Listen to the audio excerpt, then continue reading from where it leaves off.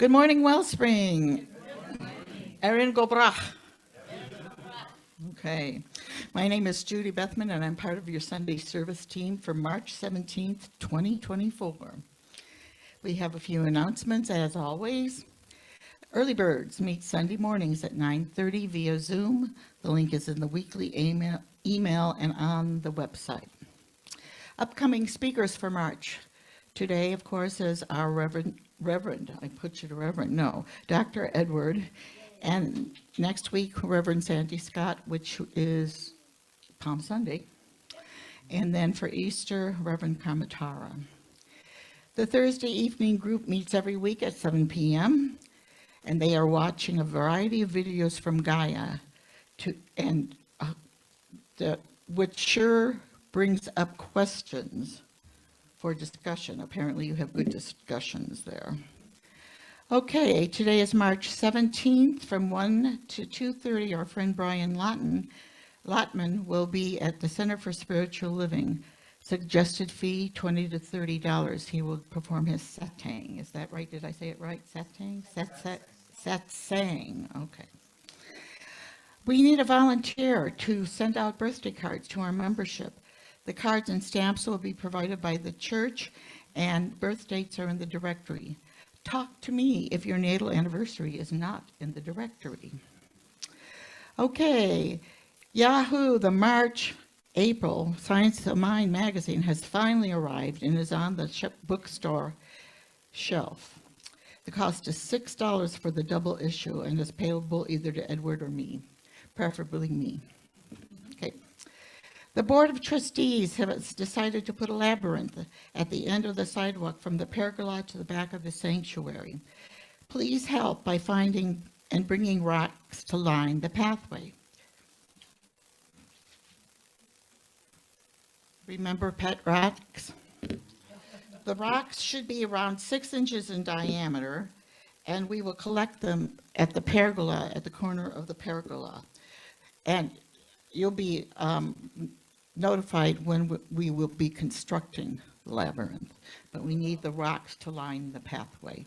So as you're doing your morning walk and you see a rock that might call to you to be in and on our labyrinth, pick it up and take it to church.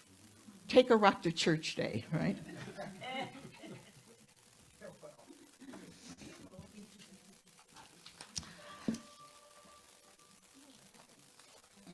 And lastly, our prayer team meets and remains ready to serve and support you.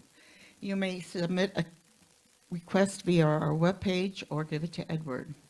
Our prayer team meets virtually on Tuesday afternoons at 4:15 to pray with you. You may consider sitting in your quiet space during that time. We know we are one in spirit, and the energy of prayer knows no limits.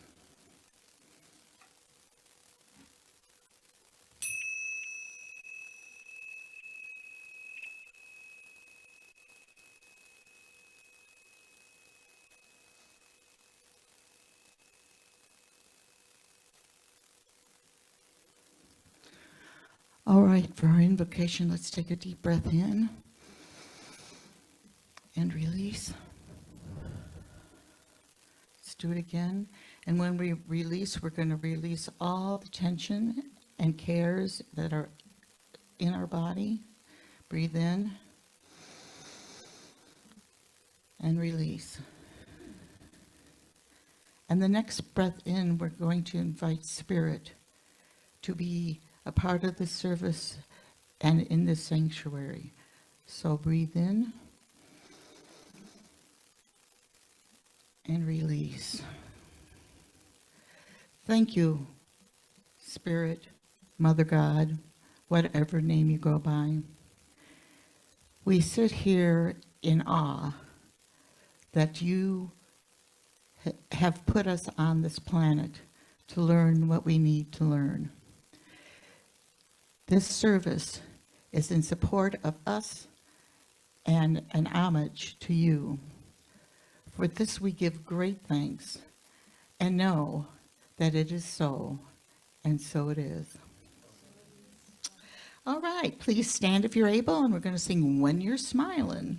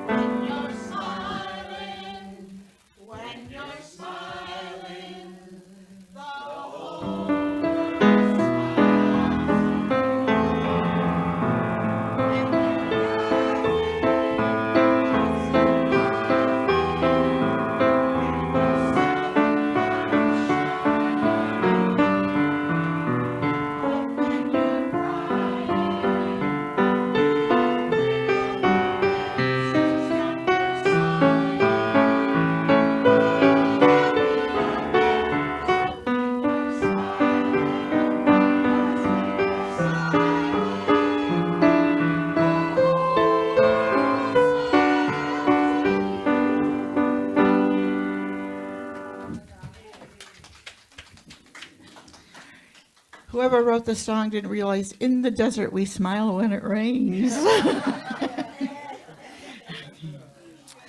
Okay, let us read our vision, mission, and affirmation. Our vision. Let it tell spiritual consciousness in our world. To support, our mission is to support individual spiritual quests through celebration, study, counsel, loving fellowship, and service. Our affirmation. Even when the winds of change are blowing, I stand strong in my faith and my community. Wellspring is my home base for connection and principle that keeps me steady when things seem shaky. I am resilient and rooted in truth each day. Okay, and it's my pleasure to present to you one of our church musicians, Doug Adamz.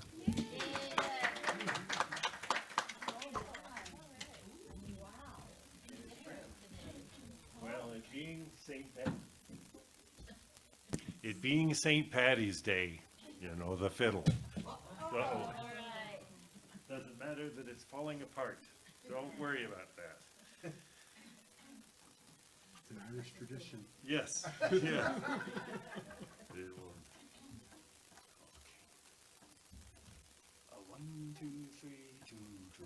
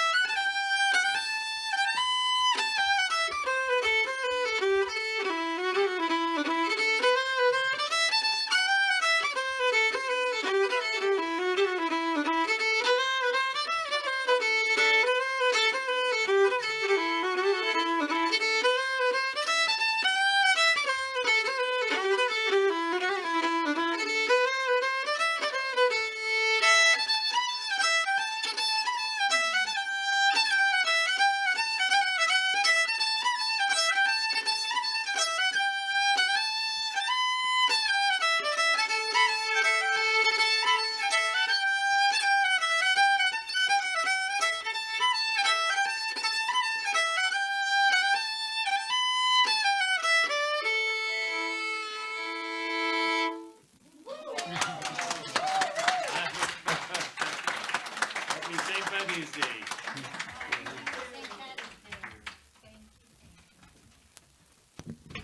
If you weren't tapping your toe or moving your body on that last one, I worry about you. All right. Our reading this morning is a poem called Calm Waters and Stormy Seas. It was written on the 27th of September 2014 by David Harris.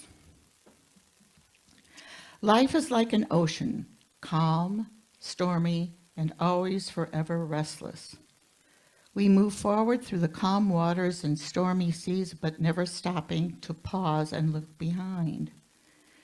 Everything we do today is tomorrow's memories. As life leads us down roads that are never straight, we are always seeking things we can never attain to in search for perfection across the calm waters and stormy seas. Thank you. I didn't write it, but I found it. So it's my great pleasure to call to the podium our beloved Dr. Edward.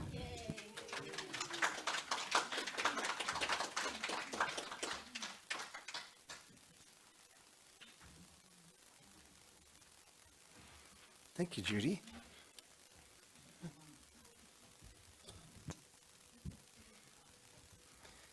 Apparently, if she isn't enjoying the talk, she's going to throw rocks, not tomatoes. I guess I should be concerned about that. Would you mind sitting a little further away? And that was the point.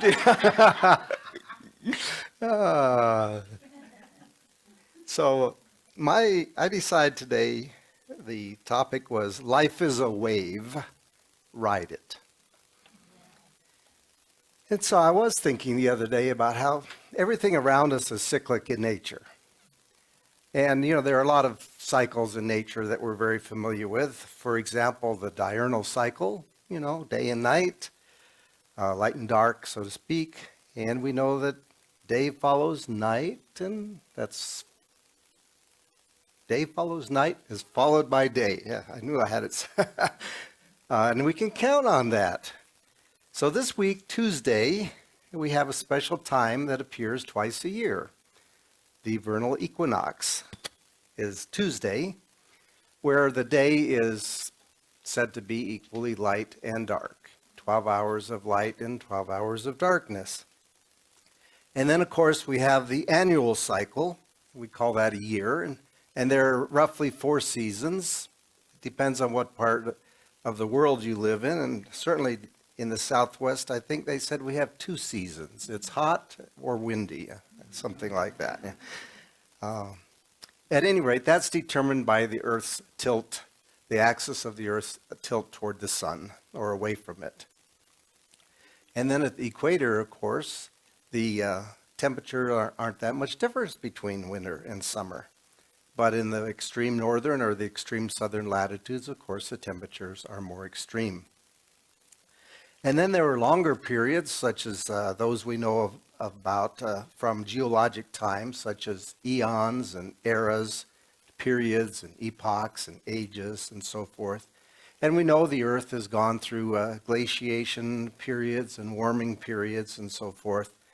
So on the other end of the scale, talking about periods, we know that in the simple image of the atom, that the electron goes around the nucleus at a very rapid rate, and so that period is very short. And if we sort of look at the other side of periods, then it's vibration. So a very short period is a higher vibration, and a longer period is a lower vibration, just like the low end of the piano or the high end of the high notes, or the bass singer or the soprano singer. Well, my purpose of bringing up this whole idea of cycles is that I want to extend that same or similar concept to ourselves. In our physical body, of course, we have our pulse rate and our respiration rate. Both are very important to sustain life. And, we're familiar with the heart monitor, or at least what we see about it on TV, and we see when the heart muscle contracts, we get a little pulse, and then when it relaxes, we get the flatter line, and then we get another pulse. And then, of course, as every TV or doctor TV show shows, and then you get what? The flat line, right? It's the patient dies. And so let me just do a little exercise with all of us, and I'm going to use our breath as a demonstration of an important concept of cycles. This doesn't take much preparation, but just follow my instructions. Ready? So breathe in. Breathe out. Breathe in. Breathe out. Breathe in. Breathe in. Breathe in. So how'd that work?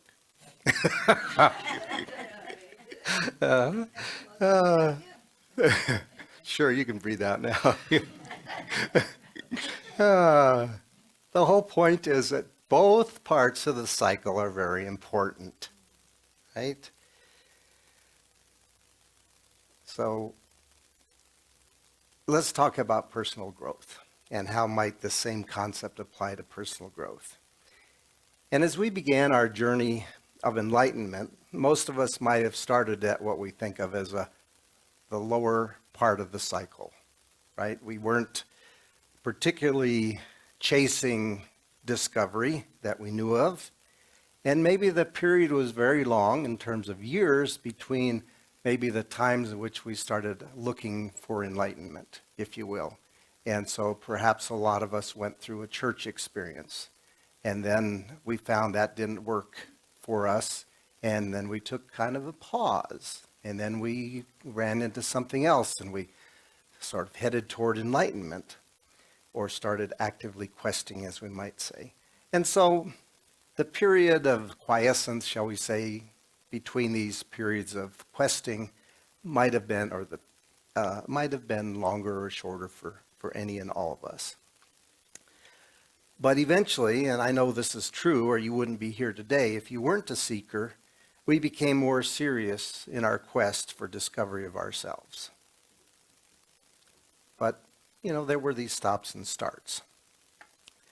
So as we became aware of the mystical or the new thought path, there were probably a few reasons why this path might have appealed to us. Well, the first one, a lot of us heard about the law of attraction. Wow. We can manifest or attract to ourselves things that we really want. That's pretty cool. We're a piece and a part of the Spirit and imbued with the same powers of the Spirit to create. We can create our own reality. That sounds pretty cool too. That fits along with the law of attraction. We can attract a better car or a better job or love relationship and so forth. That sounds good. And then another one that kind of has a lot of appeal is change your thinking, change your life. And that sounds really good too. That starts to get a little sticky though when we start to examine those things in our life that we don't like. And we realize that if change your thinking, change your life is true, then it could be what we're seeing in our life had to do with our thinking. And especially our past thinking, of course. Reverend Sam used to say, today is yesterday's newspaper.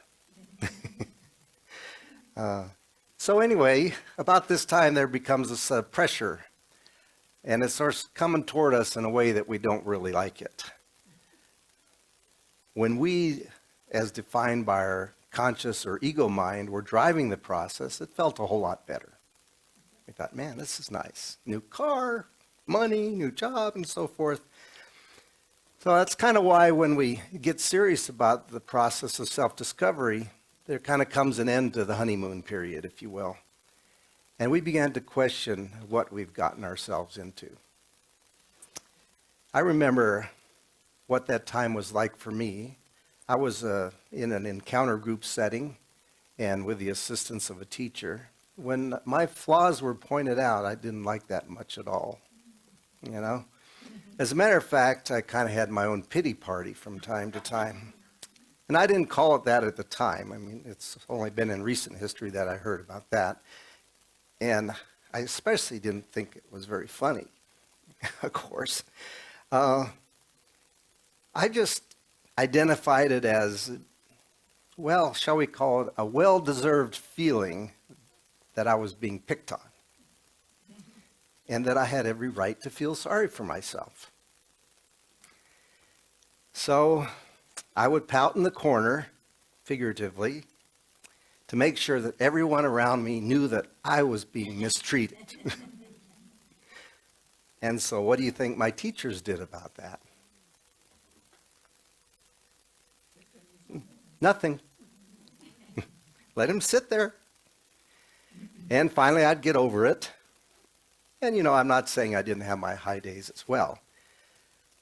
But it was about the same period of time in my life, I think it was an eon or an epoch, I'm not sure, that I was given some advice. And they said, you know, what you need to do is cultivate a more even keel, so your lows aren't as low and your highs aren't as high. Maybe minimize the extremes. And I'm not sure I really understood it at the time, what it meant or how to do much about it, but I think I'm a little closer to mastering that now. So, for example, when I realize that I'm feeling sorry for myself, it automatically indicates to me that I'm feeling victimized by something, someone, or some situation. And the key word here is realize. When I realize, you know, you can go a ways, and it doesn't mean you don't whine and complain a little bit about it. But eventually I get to the point where that realization hits me, and I do catch on pretty quickly. So long ago, I heard and then learned or grew to believe that there are no victims. So what have I done that could cause or participate or contribute to the situation? What part did I play in this scenario? I remember one time while I was going through divorce from my children's mother, and I don't remember the exact situation, but I do remember very clearly that I was in this feeling sorry for myself and picked upon mood. And I heard this small voice that said, Edward, remember, there are no victims. And I was kind of like, dang, that's what I believe, but am I acting that way? So that allowed me to kind of snap out of it. You know, I'll call that the loving caress across the head with a cosmic 2x4. So, you know, in a divorce, it's pretty easy to find how you might have participated in the situation. But I just apply that to everything in my life. There's somehow, some way. And if nothing else, it comes down to, I chose to be here right now. You know, suck it up, buttercup. So I think similarly for all of us, when life isn't going as we think it should, you know, like feeling like we're victims of circumstances, how are we participating in that situation? And have we given our power away so that we now feel powerless to do something about it? So use the answers that you get to these questions to inform me or you yourself about what it is we're working on at the instant that gives us a place to start and then allows us to take our power back. Consider, for example, staying in a job that we don't really like.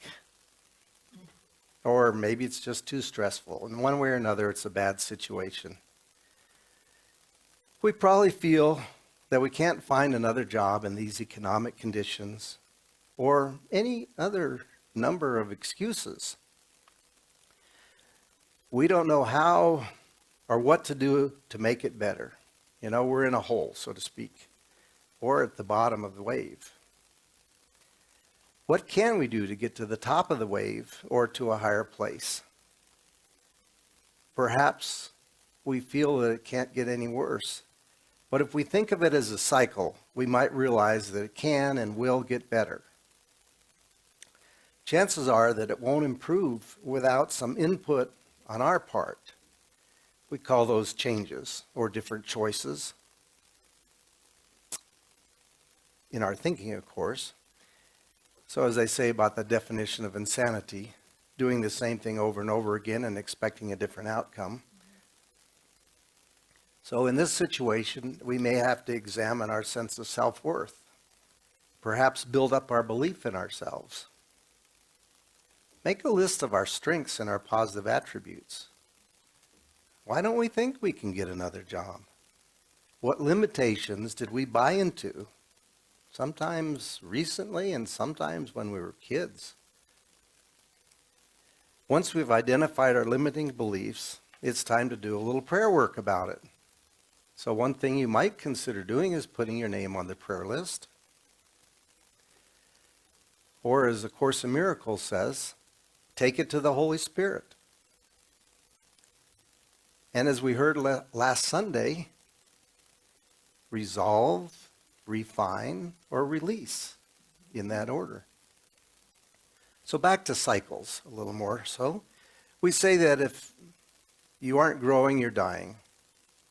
So growing requires movement, changing, and challenging old boundaries. It's all a process that you're going through. Some days you feel great, some days not so great. But the sun will always rise tomorrow.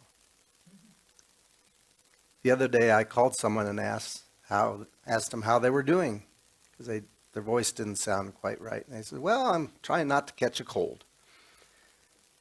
So years ago I heard that colds were an indication of unresolved issues. And I feel that maybe that's true for me, but I definitely am not going to tell someone else that. You know, it's whatever their truth is. But one of the things that happens when we catch a cold is we usually take a little extra time. Maybe we lay abed a bit. So perhaps we've just been doing and doing and doing and not taking time for ourselves. So our body says, I got this covered. I'm going to get sick. It's going to force us to take that time. You know, as Peggy says, we do and forget to be. So another analogy, imagine that you're swimming in the ocean. When you're in the trough of the wave, you can't see much of anything. However, shortly the wave moves under you and it lifts you to the top of the wave and you can see much further. What's interesting about that is whether you were swimming one direction or another, it didn't really matter because suddenly you were lifted up to a higher perspective. So when we're in the depth of a challenge and we feel like we can't see our way out of it, with but a little help, we can begin to see the bigger picture and move toward a solution. So let's leave us with a few pages of thoughts here. There is no situation that is greater than spirit, no matter what. Spirit is stronger than anything. And this one probably sounds familiar. Spirit in the midst of us is mighty. We're never given a challenge that is too great for us. All of our challenges are custom made for our exact path, consciousness, and level of unfoldment. Some folks even believe that we have pre-selected all the challenges we intend to face in this incarnation. All of our challenges or lessons are part of our life plan established prior to birth.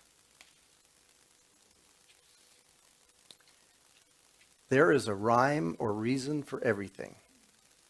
We live in a purposeful universe, not a random one.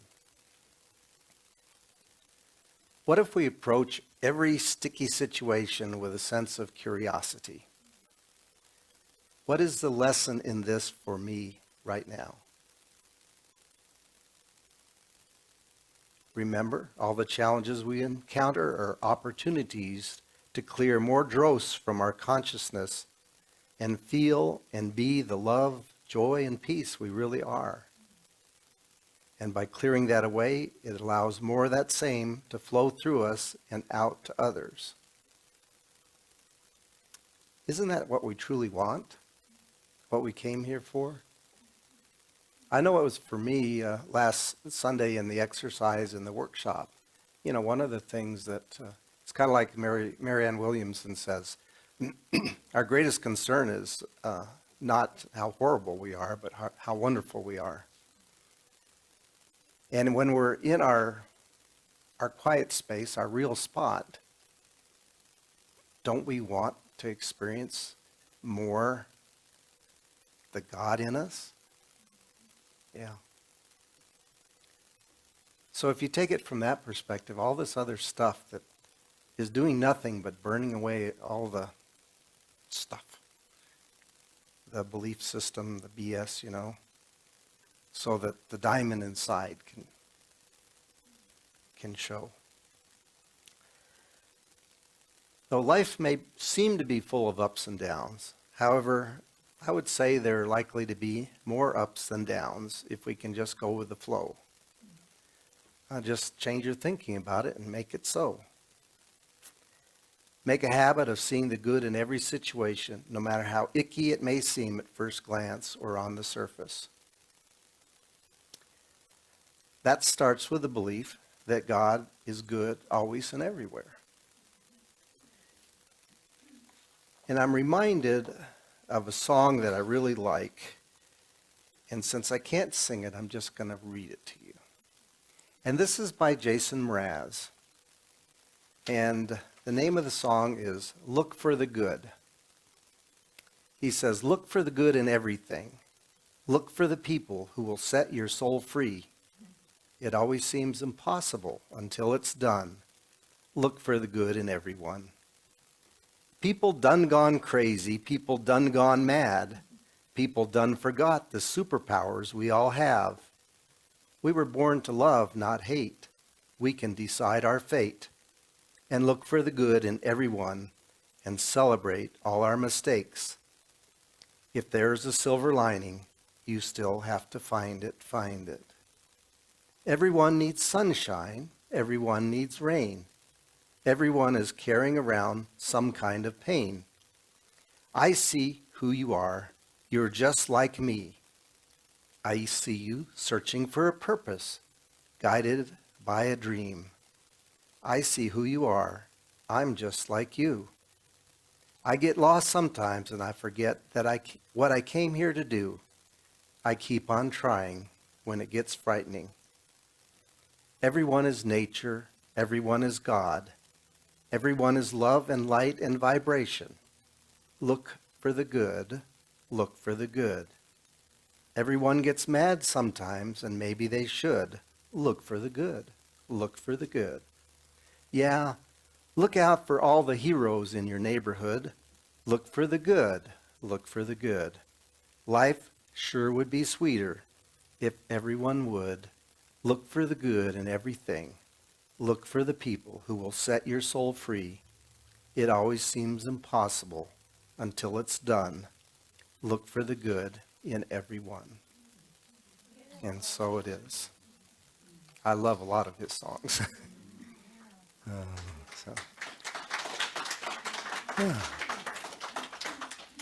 So let's just take this to prayer.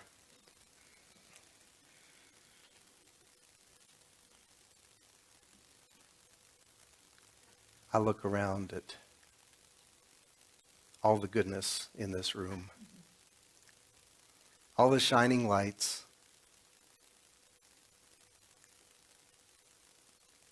see that they're all connected. And the brightness of the sanctuary is wonderful to behold. The God in each of us is shining brightly through.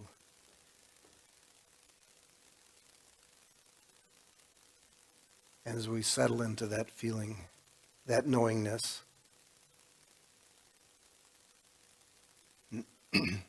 we allow this energy to build And we know there are those in our community that are going through their own night, be it physically or emotionally or financially or job. What appears to them to be insurmountable is simply the bottom of a wave. And the support of the universe is building beneath them to lift them to a higher perspective.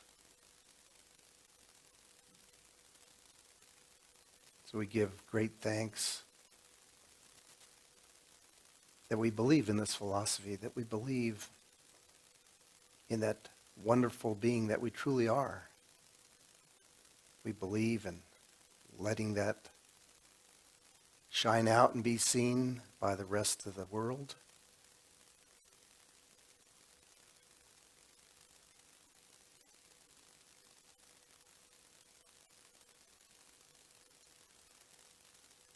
We place our desires, our hopes, and our dreams, our broken dreams,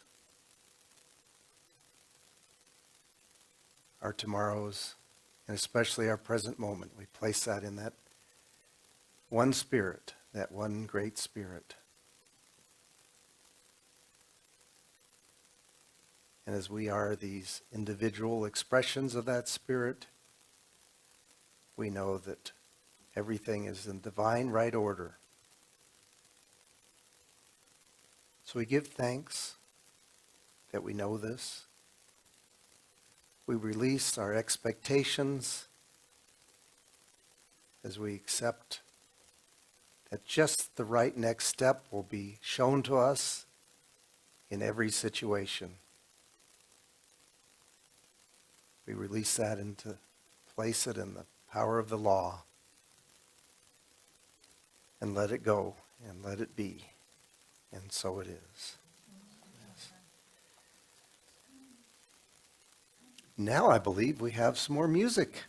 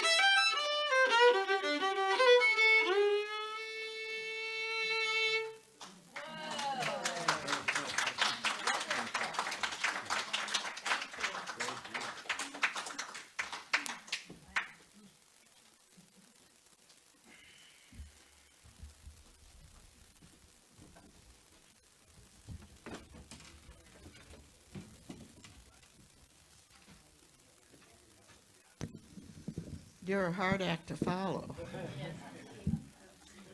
Wow. Yeah. Jig a little, jig a little. All right, now it's time for our offering. Judy, will you bring it forward, please?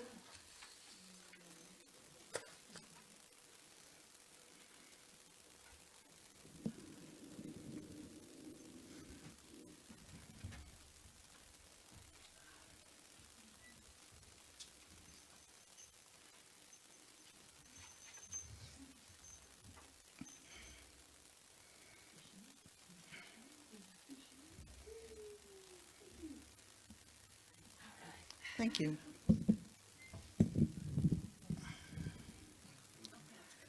We are so blessed with these gifts that were given from the heart, from the soul, from our spirit to be connected into the divine. That we are part of the one flow of the ultimate universe. For this we give great thanks and know that these gifts will be spread out throughout the town, the country, and the universe. Thank you so much, and so it is. Okay. All right. There are a number of folks who have contributed to the production of this service, and we are grateful for their service. Thank you very much. And we're grateful for the people who help in the kitchen and all these volunteers that come forward. Don't forget, we need a volunteer for the birthday cards. We thank you for joining us today in Zoom land and here in the sanctuary. And lastly, stay around in Zoom after the service to visit or come join us for coffee and conversation in the social hall. Please stand if you are able and read with me the benediction followed by a congregational song. Spirit in the midst of us is mighty. Joy, peace, and eternal life are our true nature and flow through us into the world. And so it is.